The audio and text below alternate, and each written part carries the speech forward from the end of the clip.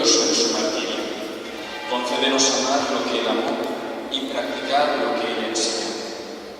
Por Jesucristo nuestro Señor.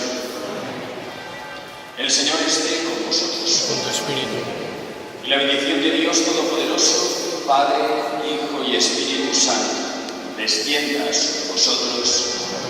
Por recordaros que ahora además pensar o hacer el gesto de piedad que cada uno considere oportuno en la reliquia del San Llorenç, y que cuando acabemos así, pues enseguida tirarán los papeles de esforç.